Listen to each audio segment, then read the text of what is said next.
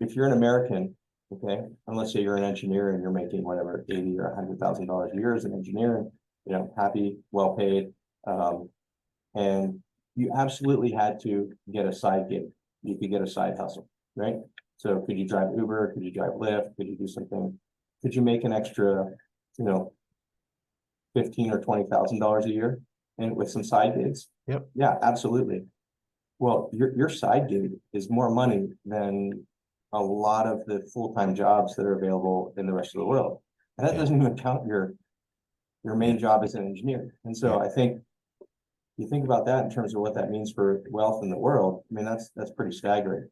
So if your expectation is you're going to join a company and in 5 years you're going to be flying on a private jet and driving a Bentley, that's just not reality. Greg Sheldon here, your host of Metal, Steel, Manufacturing, and Business Pro podcast, where you learn everything about the metals and manufacturing industry that make your modern day life possible.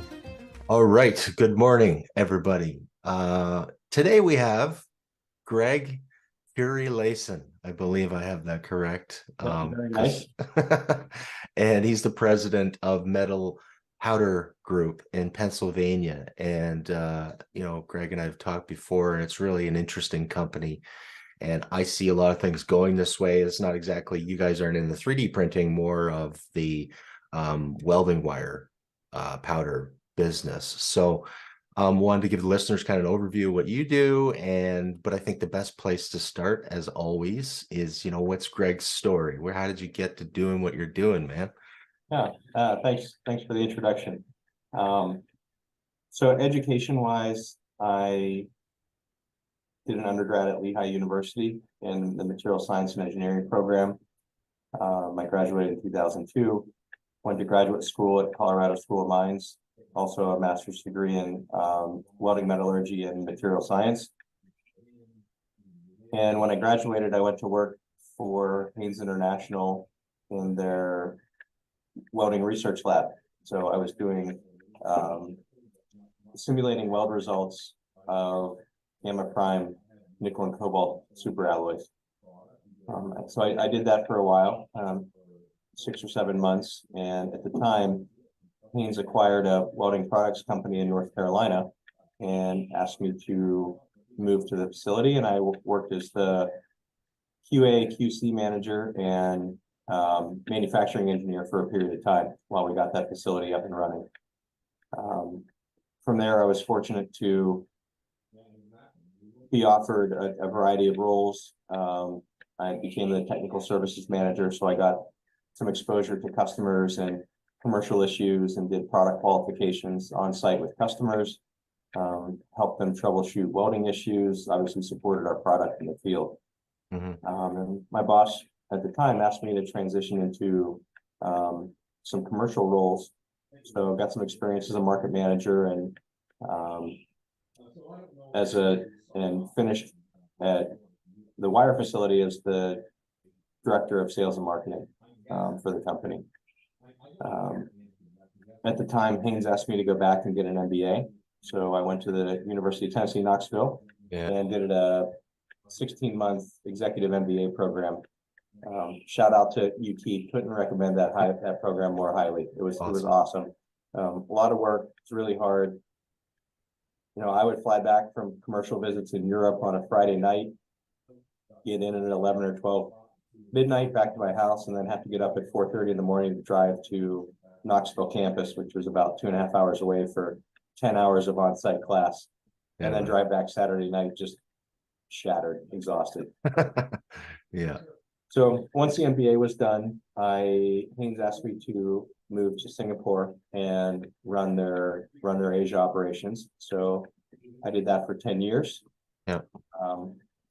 Moved back to the US in March of 2020 and was really looking for some different experiences outside the metals industry. So had some chances to run and lead companies not in the metals industry. And at the time, my wife and I, we have 2 young daughters. We decided that we wanted to be near family. So we moved back to the Pennsylvania area. About that time, the MetalPowder Group reached out with the opportunity that I'm in now with as president of Chemiloy. And it was just an offer that was too exciting, too compelling to turn down. So Yeah. we relocated to the greater Philadelphia area, and yeah, here we are. Cool, man. So I think in summary, you know, I've had the really distinct,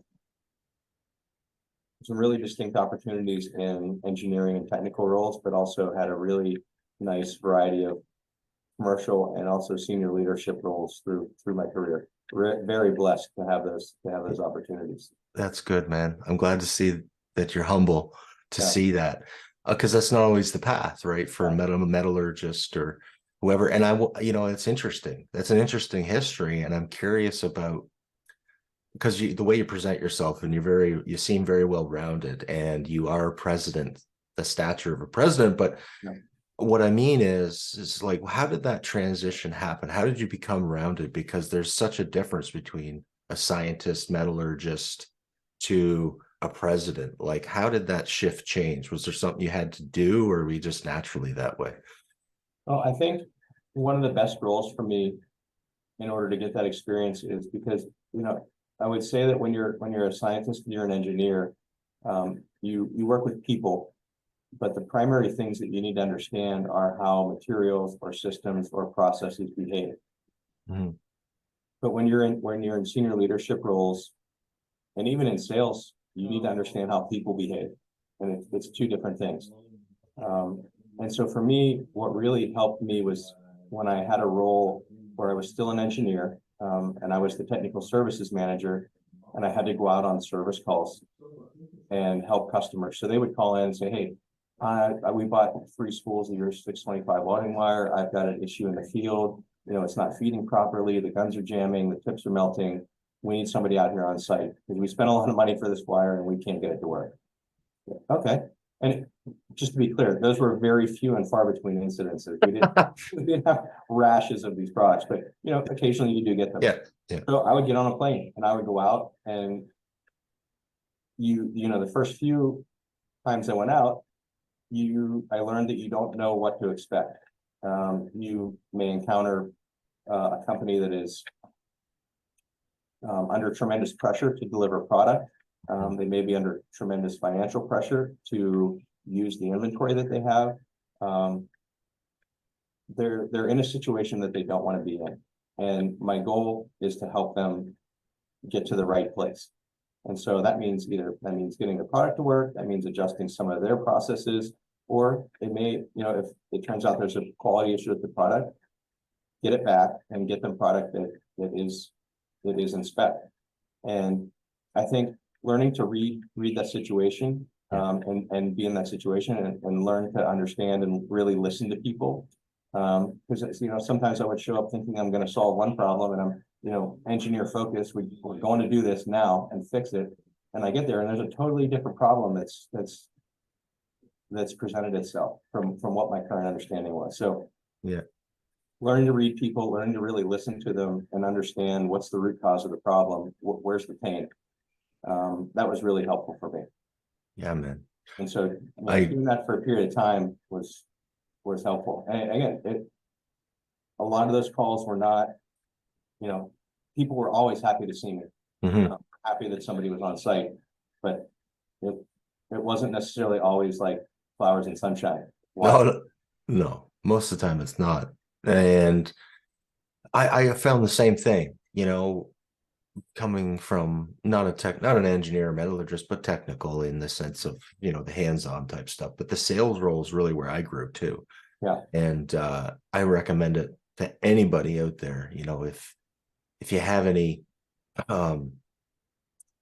you know, I struggle with confidence. If you're lacking in confidence and interacting with people, that is a place where you can stretch that, right? So yeah, cool, man. That's good. So then, so you learned that, and then that moved into, you know, some other roles, and then, you know, the MetalPowder group came up.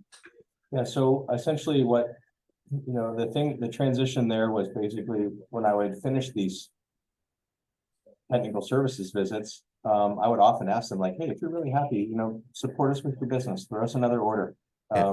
You know, we'll back the product. You can see them on site. Why don't you just send us another order if you have the opportunity?" So I'd come back from some of these visits with purchase orders would follow behind. And my boss was like, how are you doing this? How are these orders coming in? And I would say, well, I just ask them at the end to throw us an order if they're happy. Yeah. And just simply ask me for it. He was like, okay, we're going to move you into a commercial role. Like, this is really good. Yeah. Yeah. Right on, man. Yeah. So I think once you progress into the sales world, it's obviously very different than the engineering world. But like you said, it's a place to meet people. You get a lot of practice talking to people, really good practice listening to people. And that sets the stage for a senior leadership role where a lot of your time is spent talking to people and understanding people. Yeah. Yeah. I think the listening key is very key in that, is the asking the questions and listening. You know, there's always this theory that, you know, the gift of the gab is what a sales guy is. And I disagree with that, because it's about listening to them, asking them questions to get to the root of their problem. That's what it sounds like you did. So that's good. Okay, so let's talk about MetalPowder Group. Yeah, so, sure. So MetalPowder Group, I mean, so you guys do MetalPowder, obviously. Can you give us a kind of a brief overview of, you know, what the products are, what the industries you support, and where that comes from? Yeah. So, excuse me. Oh, no problem. A little bit. We buy raw materials. We grind them, crush them, ring them, roll them into certain size distributions. We blend them and package up chemistries for different applications, different customers. You know, we basically do. We have products that go into welding and joining, into metal cord wires. We have hard facing products. We have a portfolio of friction products, which would be things like brake pads, you know, sintered components. We have applications there. And then basically metallurgy components as well. So things that are going into steel making, you know, alloying additions, fluxes, etc. Okay. So you're metallurgists. So do you have other metallurgists on staff that kind of, so I guess, how's the process work? Somebody brings you, okay, we need this, and then there's a process of what the engineers... Generally they would bring us something that is already existing. Like, they would bring us a spec for low carbon ferrochrome, and they would say, you know, we need this chemistry range, maxes and mins, we need this particle distribution, size distribution, and, you know, we need it in this quantity over this period. And so we would basically put together a contract, and generally we have to qualify samples. So we get some samples over, they would test them, they'd make some weld deposits, check the chemistry, check the mechanicals, etc. And then, you know, once the product's qualified, then it's available for sale. Okay, very cool. So you guys actually do some weld testing on site? We do not. We test chemistry. Okay. Chemistry and particle sizing is what we're providing. So what kind of size is it? And I've always wondered that. Like, you take like a metal core wire, right? And you're always like, how'd I get that in there? Yeah. I mean, what kind of size are we talking about? You know? Well, I mean, metal cord wires. Let's talk about the wires first, and then we'll talk about the particle size second. Okay. So basically, metal cord wires can be anywhere from like 0.20 diameter inches up to maybe 0.62 or 0.78 would be 2 millimeters. Right. And they're essentially a metal sheath with a powder filling. And excuse me, the intention is to have weldability and chemistry enhancements in the metal core. So you might have some elements that contribute to arc stability. You might have some components that contribute to shielding gas, slag coverage, etc. And you basically manufacturing the product by taking a metal strip, you bend it into a U shape, you deposit flux in it, you roll it and close it over itself, and that's at a larger diameter, and then you put that through a series of drawing dies to get it down to the final diameter. Got it. So what you need in there is a consistent fill ratio and a uniform chemistry. Like, you can't have big blocks of different chemistry in different parts of the wire. That would obviously be a non-starter. Mm-hmm. And you want to control the ratio of sheath material to the flux core. And so if you control that ratio really well, you get really uniform properties. And so the particle size of what you're putting in there determines how accurately you can control that fill ratio. Okay. So generally what happens is you would really want to have a uniform size distribution of particles. And it's governed by mesh sizes. So, 30 mesh, 40 mesh, 50 mesh, 60 mesh. And we guarantee you'll get a certain distribution of particle sizes that go into that. Very interesting. Wow, I did not know that they draw it out after. That makes so much sense now that you say that. And again, there's some products that are a seamless flux core wire. So you start with a tube and you put flux in it and then you draw it down, and there's seamed wire that basically gets rolled into a U shape and then closed and then drawn down from there. Okay, very cool. So a lot of your customers are these types of, welding companies, not welding, but welding consumable companies, right? Right. Yep. Okay. And then you guys are, they're coming to pick them up from you, or are you distributing in North America, or what's your client size? Basically, globally, we have some authorized sales representatives in different areas. Yeah. And then in the US, we basically sell direct to all the major manufacturers. So we either arrange shipping or they arrange a pickup, either one. Yeah. Okay. And that's a good segue into, I'm curious about the global supply chain and, what's kind of happening there. Did you see disruptions? And then also, how about for export also as your global customers? Are you seeing issues there too, where import and export? I think there's two parts to that. Number one is you had the massive run up in metal values during COVID. The nickel market's a perfect example. And again, there was some short covering last year in the first quarter, end of the first quarter, where you saw the giant run up in nickel prices. But I think we came out of the COVID depressed market conditions in the metals industry, and demand rebounded, pricing rebounded really strongly as well. And there was definitely a shortage of labor in the metals industry to fulfill. Demand came back faster than the metals industry could supply it, sort of like maybe mid 21, essentially through the current time period. Mm-hmm. So you had one effect that you had shortages because of labor. You had shortages because companies couldn't necessarily meet all the demands that they had booked. And then you had the second part of the Russian and Ukraine situation. And basically you had a lot of metals and minerals that suddenly were restricted in availability because they came from Russia. They came from Russian sources. Mm-hmm. And so we did a lot of work to qualify alternate sources. We did a really nice job. The team here did an outstanding job of trying to make sure that we had almost zero outages because of supply restrictions. So we worked overtime to identify alternate suppliers, identify sources, check the chemistries, make sure the product was good, get samples out to customers for qualification, present a number of alternatives to our customers. Hey, we can't get our primary product, but we have these other 4 choices.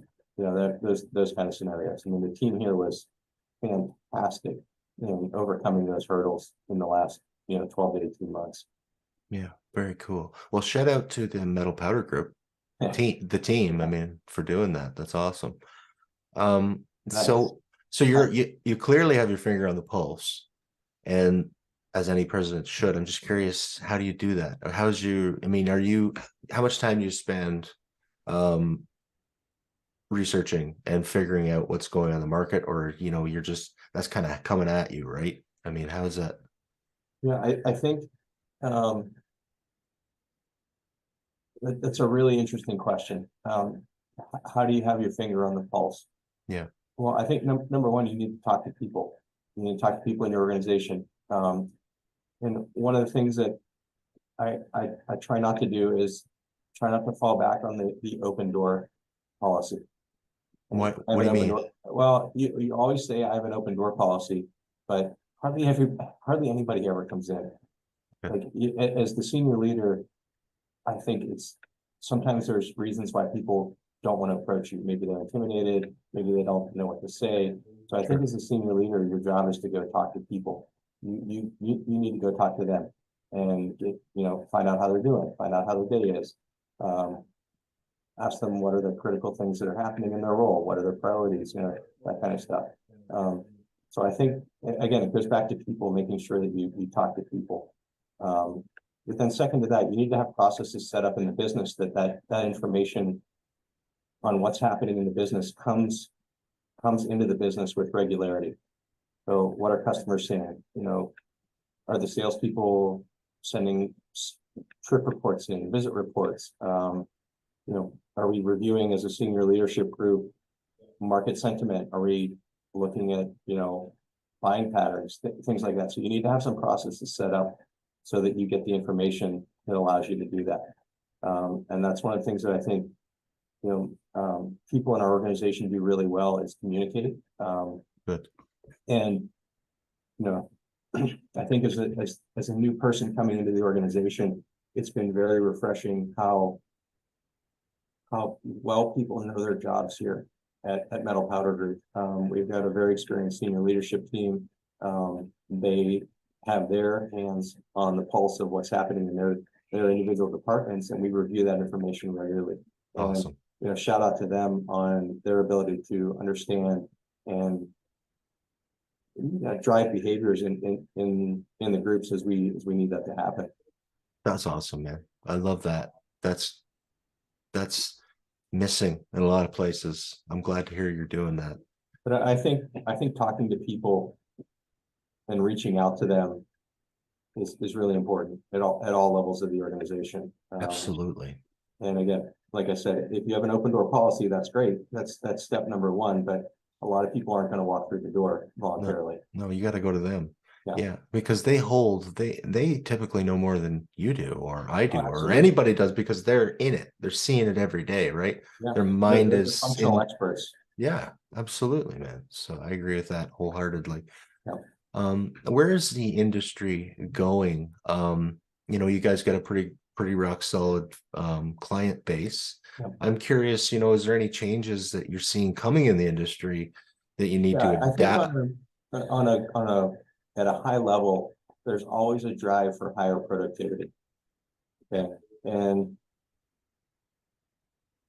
basically what that means is that companies will use different welding methods that have higher productivity.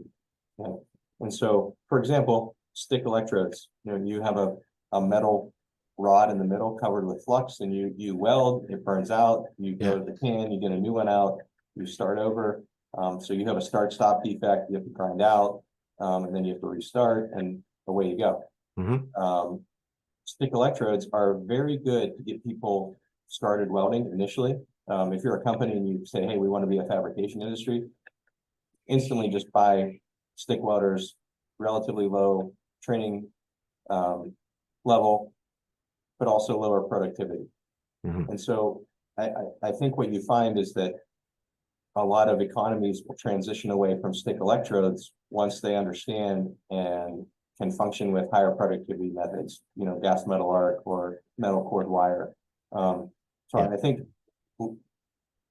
largely in the industry, there'll be more demand in the future for metal cord wire products and solid wires than electrodes have been in the past. But that transition is not new. That's been going on for a long period of time.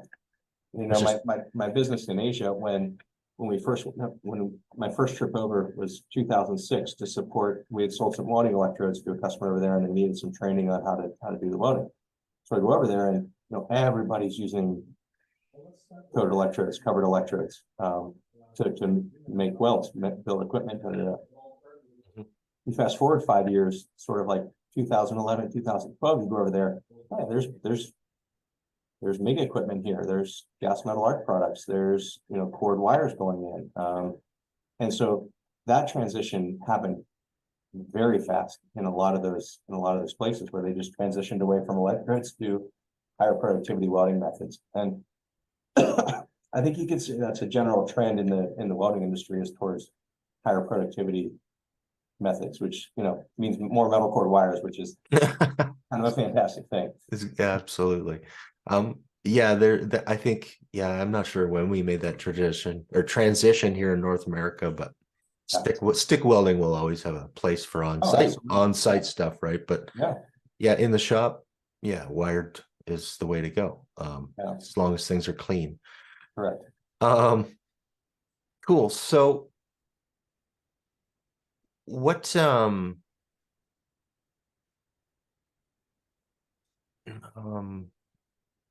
you've, excuse me here. So what are some of the biggest challenges that, you know, in your business today, and how are you getting through them? Well, that's a really good question. Obviously, as a business, you always have what I would call the day in and day out challenges. Are we buying the right materials? Are we buying them at a right price? Are we manufacturing efficiently? Do we have levels of productivity? You know, so there's day in and day challenges. Day in and day out challenges are always present, and you basically need to ensure that you're meeting those challenges. I think for me, in our business specifically, the biggest challenge is how do we invest in our people and our workforce in the right way? Yeah, it gets us to where we want to be in 8 to 10 years.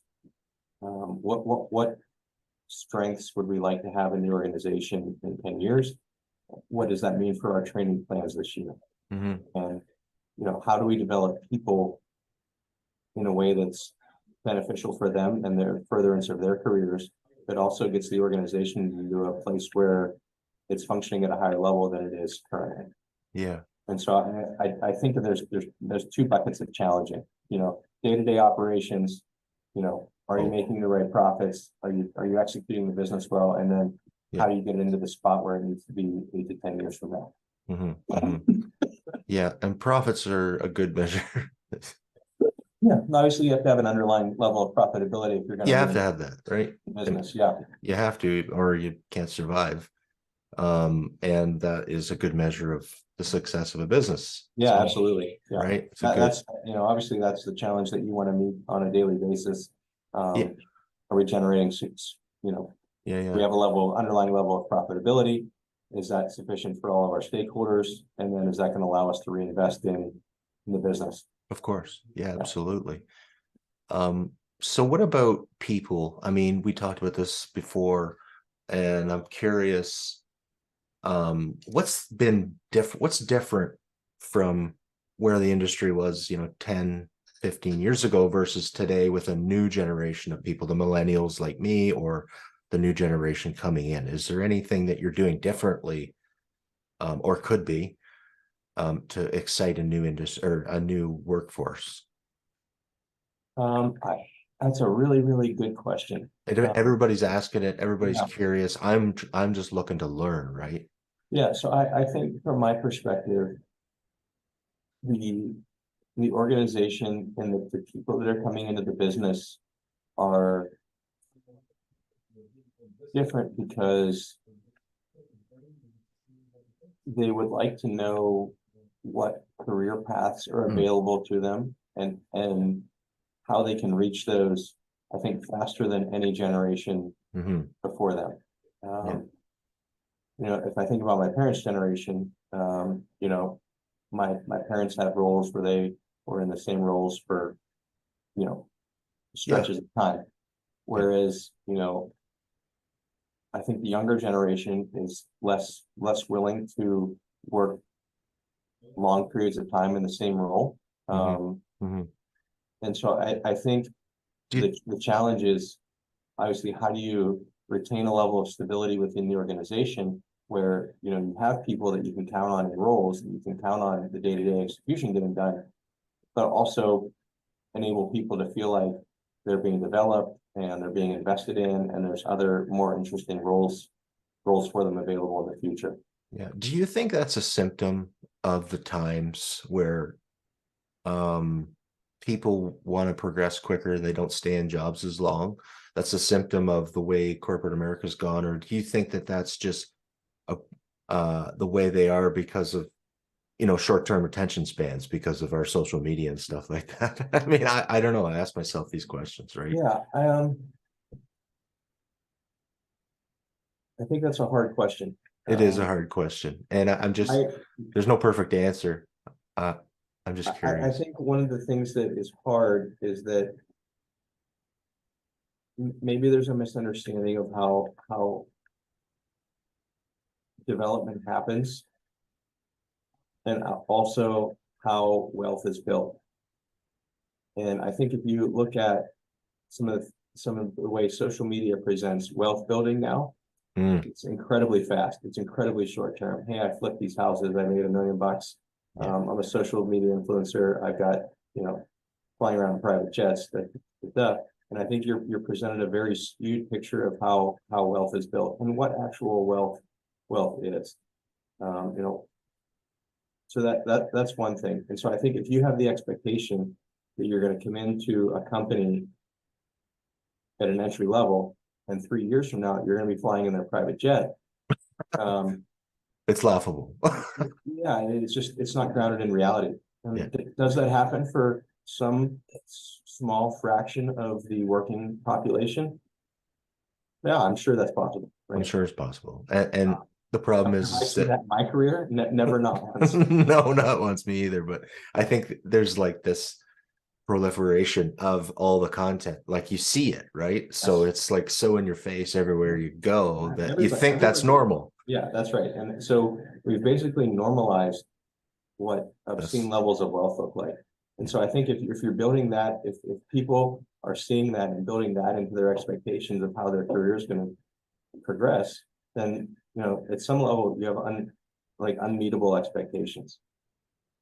And if you look at what true wealth is, if you spend some time in developing economies, and you can see that being in the U.S. is almost it's a really strong predictor that you're going to be in the scope of the world and the world population. You're starting out with a lot of advantages. Yes. And I think one of my friends in Singapore gave me this analogy. He said, if you're an American, okay, and let's say you're an engineer and you're making whatever, $80,000 or $100,000 a year as an engineer, happy, well paid, and you absolutely had to get a side gig. You could get a side hustle, right? So could you drive Uber? Could you drive Lyft? Could you do something? Could you make an extra, $15,000 or $20,000 a year, and with some side gigs? Yep. Yeah, absolutely. Well, your side gig is more money than a lot of the full-time jobs that are available in the rest of the world. And that doesn't even count your main job as an engineer. And so I think you think about that in terms of what that means for wealth in the world. I mean, that's pretty staggering. So if your expectation is you're going to join a company and in 5 years you're going to be flying on a private jet and driving a Bentley, that's just not reality.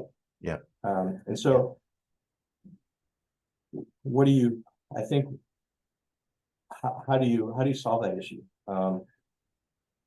Again, I think it comes back to making sure you're honest and communicating with people. Mm-hmm. Hey, these are the things that we think we can accomplish together. This is what the organization needs. This is what these are some of the skills we'd like you to become equipped with as a manager or a leader in the company. Mm-hmm. Here's a roadmap for what training and education looks like. Here's the investment we're going to make in you as a person. And as you progress through these roles and progress through this training, there will be roles and opportunities that will come about, as we move through this development plan. Yeah. And I think having zero development plan for people is not okay, but also people's expectation that I'm going to fly on the corporate jet in 3 years of joining the company is also like both ends of the spectrum are not realistic and not good. And so have conversations with people, have development plans for them, give them an understanding and some vision about what's possible. Yeah, I agree. And you're proof of that, right? You went through all the motions that you had to go through to get to where you are today. And Yeah, there's, absolutely. in most cases, that's what happens. There's the odd case where somebody was given a position because of, they're the son of the owner or something, but that's not the norm. The norm is you have to work your ass off, Yeah, yeah. so. And I think the companies do bear some responsibility. I mean, the argument that I hear a lot is, wow, they're so valuable in their current role. How could we move them into a different role? Like we have to find another person to backfill this role first. And it's like, well, we could, or they're going to get really frustrated and, we risk losing a really good employee when, we could have done something sooner. And so I think there's always that balance of making sure that the organization isn't in chaos because people are moving around willy-nilly, but also respecting people's desires and wishes for advancement and making sure that you're communicating back and forth on what that timeline is. Yeah, man. Yeah, absolutely. It's not easy at all. No. But it's worth it. Anything worthwhile is not easy. That's the favorite part of my job, is when we can put together a really nice training and development and education program for somebody. Yeah. They go through it with flying colors, they enjoy the process, they get a lot out of it, and then at the end, you see them executing decisions at a higher level than they had prior to undergoing the program. Yeah. And it's to their benefit, way less stress, they understand, they're way more in control of what they're doing.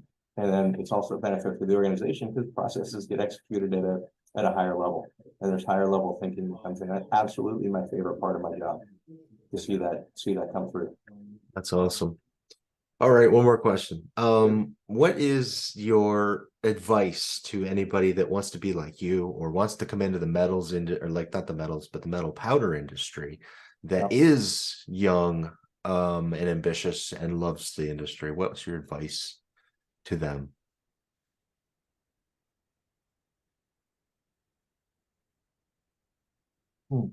So I got really good advice from the CEO of Haynes one time. His name was Francis Petro, and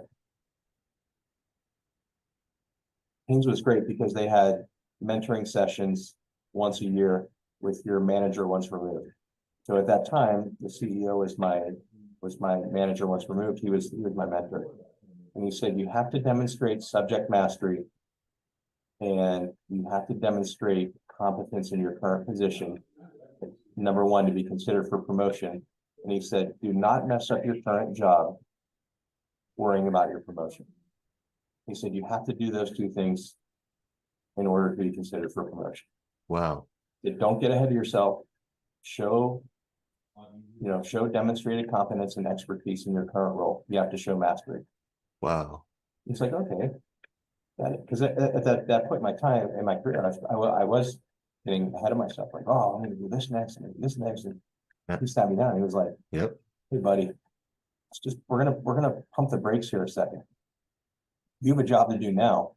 You have to do it at a really high level if you want to get promoted. Yeah, I expect high level performance out of you. There's no other role you can't do that first. Like." And that really, I was like, that's amazing. I don't think I've ever heard that. I've been told that in a roundabout way because I was always ambitious to get to the next place. But yeah, that's smart, man. Wow, yeah, he was very direct. It was great. That's great advice.